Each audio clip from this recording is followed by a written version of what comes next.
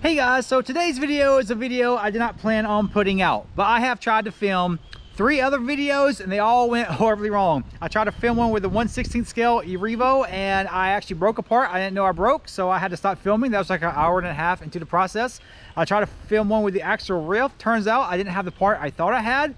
And I also tried to film one with the Arrma Notorious. I brought the Notorious out and I started filming from the intro and everything else, and I put it down on the ground. I put a throttle, popped the wheelie, pulled a throttle again, and the front end did not come up off the ground. I broke the rear differential about 12 seconds into playing with the Notorious. So I am just having a really bad day with RC cars, and so that's it.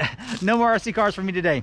I am instead going to talk to you about my track. People keep asking for an update on my track that I'm building here in my backyard, and so I thought I would, let you guys know what I got going on, my plans, and why I have not done much back here that you can see. I've actually worked on it a lot, but you can't really tell, but I'll show you what I'm talking about. The leaves have started falling, so they just started falling like this week, and so everything is covered in leaves. It's gonna be kind of hard to see, but there are a lot of roots and stuff like this right here coming out of the ground.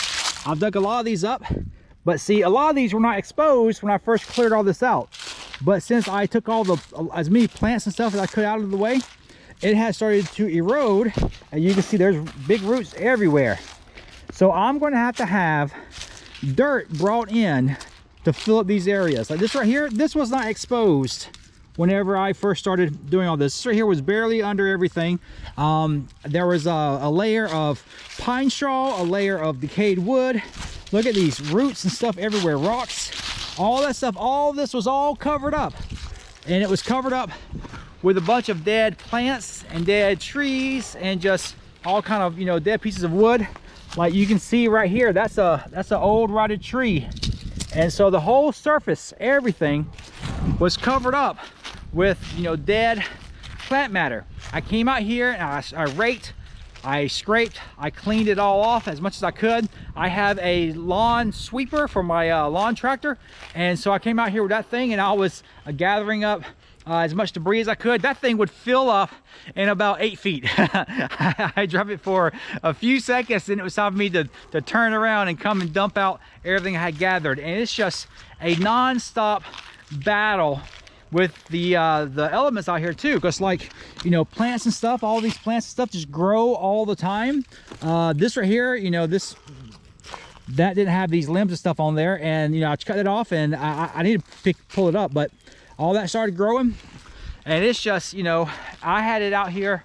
I cleared it out just before spring, and spring came and spring left all kind of plants and everything else out here, and I was just battling every bit of that. I'd come out here with my weed eater. I'd come out here all the time, and I'd kill as many plants. If you keep killing a plant, you keep taking the top of it off, eventually it'll stop growing. It'll run out of the energy it needs to survive, and it'll just die off. And so that's what I was out here doing, and I think I got the vast majority of it. You can see there's only small plants and stuff like that out here. All the bigger stuff is pretty much gone, and the bigger stuff isn't really growing up anymore. I know you're going to tell me that I should get like plant killer or something. I was out here with plant killer. I was out here with Roundup, and it was just like, man, it is a hard battle. It is a hard battle, and I just could not win against the elements. It just wasn't possible. But I think I've got it to a point to where the bigger stuff is no longer growing, or maybe it just stopped growing because of the time of year it is. Something else I decided to do is I decided to clear out more of this area right here, because I don't think this area right here is big enough for a track. I mean, for something small, yeah, sure, but I want to run bigger RCs like the eRevo and the X-Maxx back here. And even though that straightaway is pretty long, it just is not enough. I come out here quite often and run the X-Maxx and the eRevo and stuff out here, and it's fun, but it's not like I'm not utilizing my land to its fullest potential. And so I got to clear all this stuff out right here. I'm not gonna cut down all the trees. The bigger pine trees are gonna stay, but you see I got like these big dead trees like this everywhere, and it's just like, I don't know if you can tell, all of that right there is just piles of dead wood. It is nothing but dead wood up underneath all of this right here. So that's not dirt covered with leaves and pine straw. It is just debris from the forest, because this this backyard, my house was built in '78, and so no one's done anything back here since then. at all. So this is like just, you know, decades and decades, probably just centuries of it not being used at all for anything except for forest. And so I've got to come through here and clear all this stuff out. And you can see it's just so much, look at that, it's just so much work, so much debris. And that's not something you do during the summertime. If you've ever lived out in the woods or out in the forest or anything like that, you know that in the summertime, there's ticks, there's bugs, there's insects. It is just dreadful out here, especially in my area. I live in Georgia, so it gets real hot in summertime. My neighbor bought his house, he bought it in the wintertime. And he's like, I can't wait till it warms up so I can go out in the backyard and clear things out. And I said, oh, you don't understand. You don't go back there in the summertime. In the spring and the summertime, you're gonna get eaten alive by bugs. There's gonna be snakes and critters everywhere. I have seen, in the past week, I've seen about 5 snakes out here, including rattlesnakes. We have rattlesnakes out here. Copperheads, so beautiful snakes, very dangerous. They are poisonous, they are deadly. Or I don't know how deadly they are, but you don't want to mess with a rattlesnake. So, yeah, there's all kinds of stuff out here, and plus because of spring, it just grows up so thick. It grows up incredibly thick. I mean, could you just look at this? Imagine walking through all this. You can see it's just piles and piles of dead wood. This is not stuff that I put down right here. This stuff right here, that, you know, broken tree and stuff like that. Look at that. That's something I cut down. But a lot of this right here is just nothing but piles and piles of debris. And so I need to clear all this out. It's going to take me some time. It's a lot of work for one person. So that's what I have to do. Also, I'm going to get dirt brought in. I need to get dirt brought in. I'm going to put dirt down on top of all this. And so that I'm going to be able to smooth it out and not have the roots from the trees exposed. Because if I try to smooth it out like it is, it just isn't going to work, because there's a lot of roots and stuff around for the tree system. See, like this root right here, that root right there is pretty serious, and it goes to this tree. I can't just cut that root. I'm going to cover it up, and I'm going to put dirt and stuff down so that I can you know, keep my trees. I don't want my trees coming down. One thing I thought about doing until I can get the track cleared out and get everything ready to run back here with a full, you know, size RC, I thought about building like some ramps and some obstacles, and like setting up like an obstacle course back here for something like the Arrivo or the Notorious, or I don't know, maybe the X-Max is too big, or the X-Max just doesn't stunt as well as like the Arrivo does. So I was thinking about setting up an obstacle course back here that had like different ramps and like gaps you would have to jump, and you know, you have to jump from here to there and things like that. And I don't know if I really have the room for something that complex. I mean, and plus the wood is really expensive. I don't really have plywood. I have got plenty of boards, 2x4s and stuff like that. I don't have any plywood, and plywood is really expensive right now. It's like the ramps that I made, you know, they were less than $100 a piece when I built them. Right now, if you build the exact same ramps, like $300 a piece with the wood prices of at Home Depot. It's crazy. So I don't know if I would do something like that. I mean, I would like to do something like that, but I don't know. That's something I've been, you know, playing around with in my head, thinking about doing.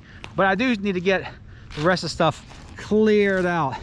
And so now that the weather is changing, it's cooling off, there's not as many bugs, I'll actually be able to get back here and start working. And you know, because I hate working out in the heat. It really sucks. I did it so much when I was younger, and I'm older now. I don't need to be out here, you know, risking heat stroke. I almost had a heat stroke. A few weeks ago. And the first time I ever almost had a heat stroke, and I thought I was going to die. It was unpleasant. So so I think I was on the edge of a heat stroke. I don't think I was really going into heat stroke, but I was well, no, I was going into heat stroke, but I didn't. It wasn't like a full-on heat stroke. And once I recovered from it, I was good for the rest of the day. But man, I almost killed myself that day, and because I was you know exerting myself out in the heat, and it can happen. I'm not as young as I used to be, so I can't be out here working like that. All right, guys, that's probably going to be all for today. I'm sorry this isn't like one of my regular, you know, RC car videos and what have you, but I tried, and the sun is, I don't know if you can tell, the sun is on its way down. And so I don't have a whole lot of daylight left, especially in my area. I got to film earlier in the day. If I wait too long to film, if it gets to about 5 o'clock, the sun goes past the trees, it gets real dark on my property, and so the cameras need a lot of light to function properly, and they don't, you know, film all that well. They come off grainy. They don't, you know, at a very high resolution. So you know, it's too late in the evening for me to start another video, you know, with the RC car. I'll never get filmed in time. But anyways, yeah, thank you so much for watching. Subscribe to the channel if you haven't subscribed. Like the video if you like it. Let me know what you think I should do as far as like obstacles. So what kind of obstacles should I build for like the eRevo and stuff like that, like stunt style obstacles, you know? I was thinking of stuff like going up a ramp and having it backflip and land on like another platform or something like that. I would, you know, like to do something like that, have an obstacle like that, or have something where you got to jump from one ramp and you got to land in something or on something or something like that. Something that, you know, requires skill. I wanted a kind of a skill-based obstacle course for something like an eRevo. I've never seen anything like that before.